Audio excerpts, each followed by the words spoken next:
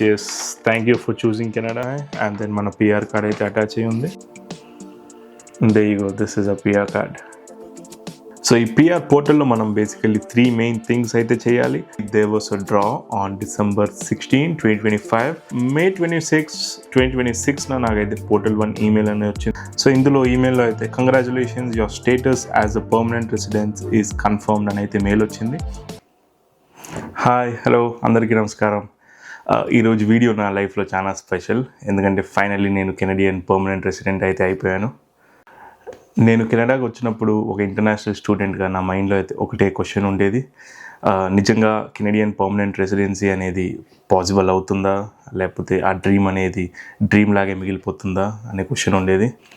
So ఇవాళ ఆ journey మొత్తం అయితే కంప్లీట్ అయింది. కాబట్టి ఈ వీడియోలో నా complete Canadian PR journey, CEC express entry timeline, ఏ స్టెప్లో ఏ జరిగింది అనే డీటెయిల్స్ మొత్తం షేర్ చేసుకోబోతున్నాను. సో ఈ వీడియో కంప్లీట్గా చూసేయండి. So without any delay let's go into it.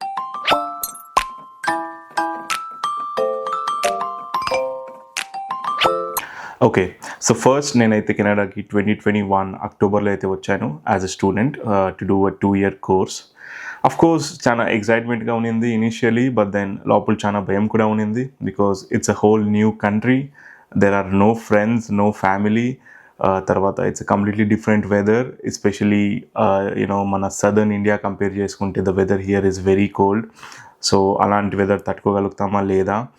And then also student life అప్పుడు college fees, second year fees మనమే సంపాదించుకుని కట్టుకుందామనే ఆల్ దోస్ హజల్స్.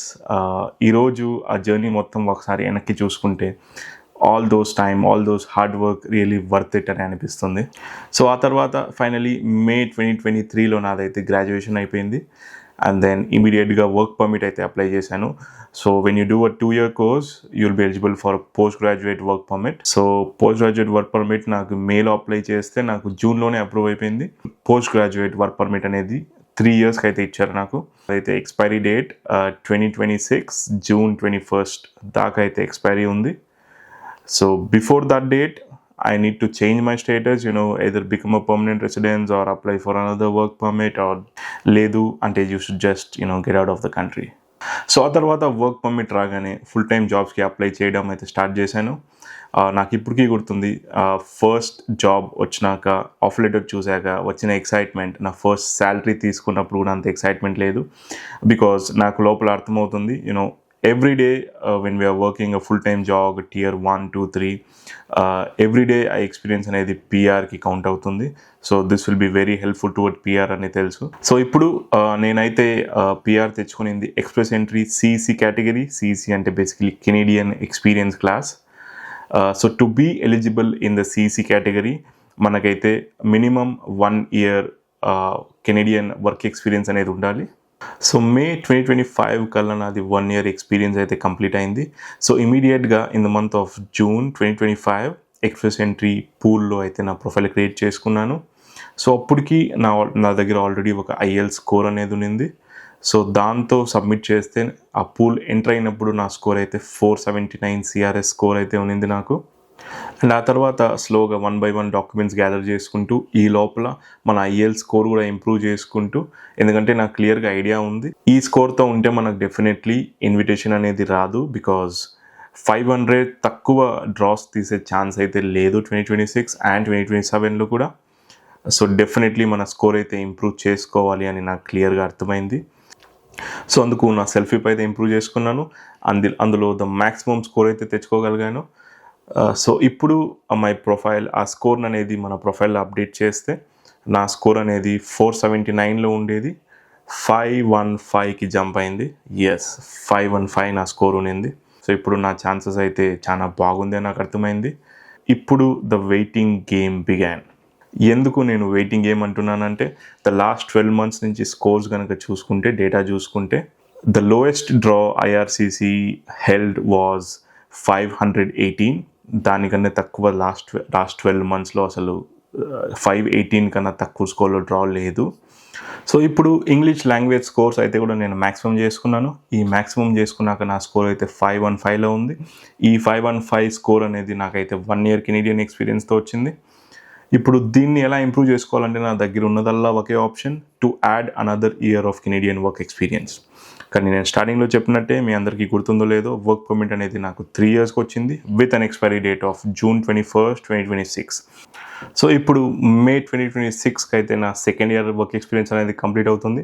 కానీ June 2026లో నా వర్క్ పర్మిట్ అయితే ఎక్స్పైర్ అవుతుంది. So there is just a 1 month difference.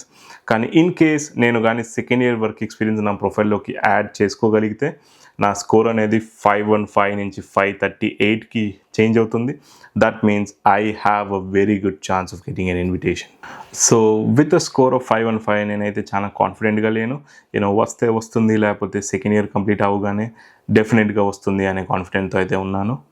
So ఇంకా wait చేస్తూ finally there was a draw on December 16, 2025. So this draw sent out invitations to 5,000 people with a CRS score of 515. Yes, మనకున్న స్కోరే draw తీశారు.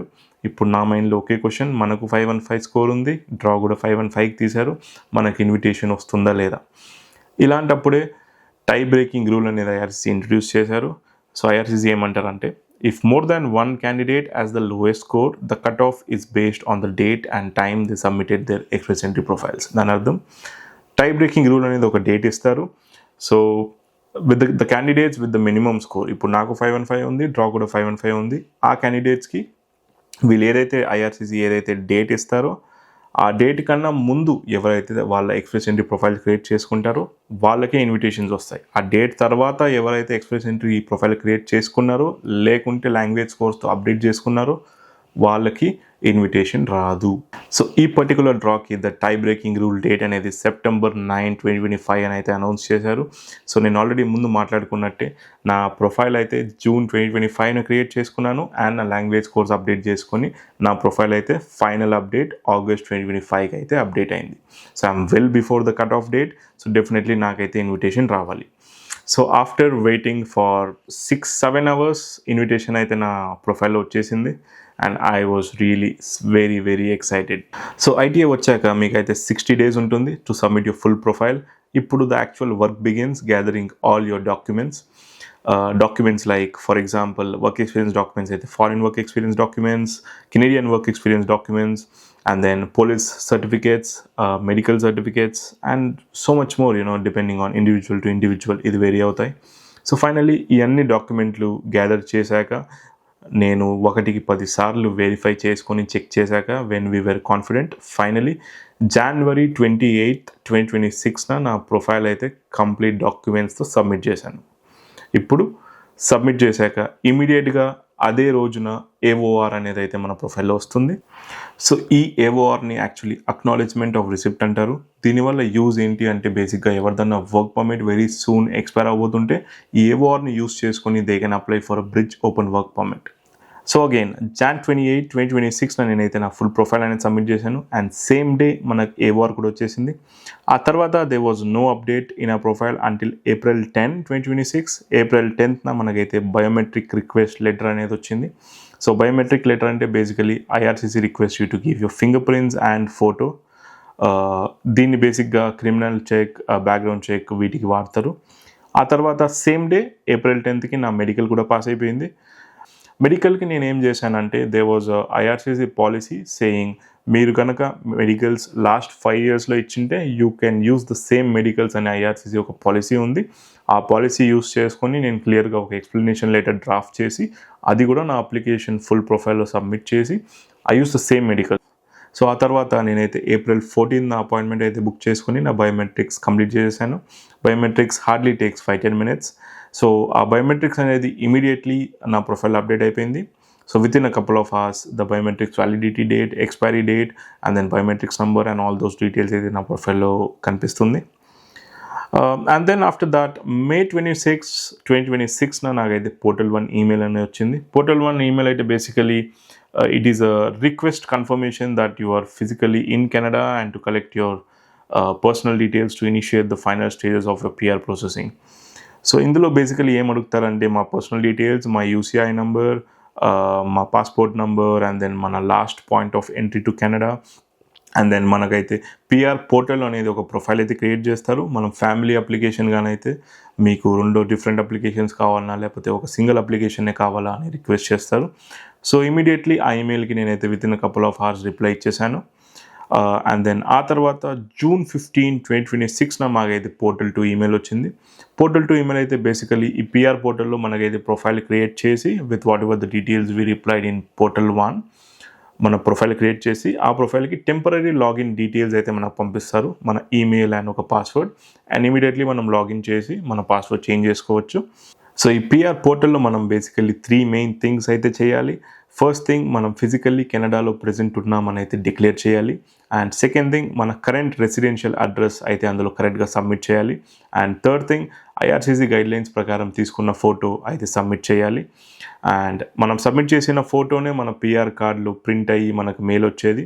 And మనం submit చేసిన అడ్రస్కి mail వచ్చేది. So ఈ డీటెయిల్స్ అనేది చాలా important to get our PR card. So ఆ తర్వాత ఫైనలీ June 19, 2026 మాకైతే ఎకోపిఆర్ అనేది వచ్చింది. ఎకోపిఆర్ కూడా మనకి ఈమెయిల్ ద్వారా వస్తుంది. సో ఎకోపిఆర్ అంటే basically electronic confirmation of permanent residence. So ఇందులో ఈమెయిల్లో అయితే congratulations, your status as a permanent residence is confirmed అని అయితే మెయిల్ వచ్చింది. అండ్ అందులో ఒక డాక్యుమెంట్ కూడా అటాచ్ అయ్యి వస్తుంది. ఆ డాక్యుమెంట్ బేసికలీ మన ఎకోపిఆర్. సో ఈ ఎకోపిఆర్ అనేది మనకు ఒక ఎలక్ట్రానిక్ కన్ఫర్మేషన్ మాత్రమే. దీన్ని మనం ట్రావెల్ డాక్యుమెంట్ కింద వాడుకోలేము. ఇదేమున్నా కెనడా లోపల ఏమన్నా కొత్త సిమ్ తీసుకోవాలన్నా లేకపోతే మన హెల్త్ కార్డ్ ఎక్స్పైర్ అవుతున్న కొత్త హెల్త్ కార్డ్ రెన్యూ చేయించుకోవాలన్నా, డ్రైవర్స్ లైసెన్స్ రెన్యూ చేయించుకోవాలన్నా అలాంటి వాటికి మాత్రమే ఎకోపిఆర్ అనేది యూస్ చేయగలం. దీన్ని ట్రావెల్ డాక్యుమెంట్ కింద యూస్ చేయలేము. ట్రావెల్ డాక్యుమెంట్కి మనం ఫిజికల్గా మన పిఆర్ కార్డ్ అనేది వాడాలి. పిఆర్ కార్డ్ మన మెయిల్కి వచ్చేదాకా మనం అయితే కెనడా వదిలి వెళ్ళలేకూడదు. ఇన్ కేస్ కెనడా వదిలి వెళ్ళినా కానీ కెనడాకి రిటర్న్ తిరిగి రాలేము. So finally on June 30th, that is Canada day వచ్చేసి July 1st. సో కెనడా డేకి ఒక రోజు ముందే June 30th మన పిఆర్ కార్డ్ అనేది బై మెయిల్ మన ఇంటికి అయితే వచ్చేసింది. సో ఇప్పుడు దీన్ని అయితే ఓపెన్ చేద్దాం. సో ఇక్కడైతే బేసికలీ 2 లెటర్స్ ఉన్నాయి. The first letter basically thank you for choosing Canada blah blah blah. And then this letter మన డీటెయిల్స్ అయితే ఉన్నాయి. అండ్ దెన్ మన పిఆర్ కార్డ్ అయితే అటాచ్ అయి ఉంది.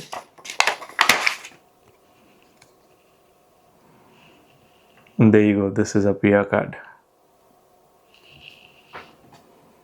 ఫైనలీ లాస్ట్లో ఒక చిన్న అడ్వైస్, కొత్తగా పిఆర్ ప్రాసెస్ స్టార్ట్ చేస్తున్న వాళ్ళకి దయచేసి దీన్ని కంపారిజన్గా వాడకండి. ప్రతి individual to individual timelines అనేది వేరీ అవుతుంది. Official guidelines and officials news మాత్రమే ఫాలో అవ్వండి. ముందు జాగ్రత్త పడి డాక్యుమెంట్స్ అన్ని ముందుగానే ప్రిపేర్ చేసుకోండి.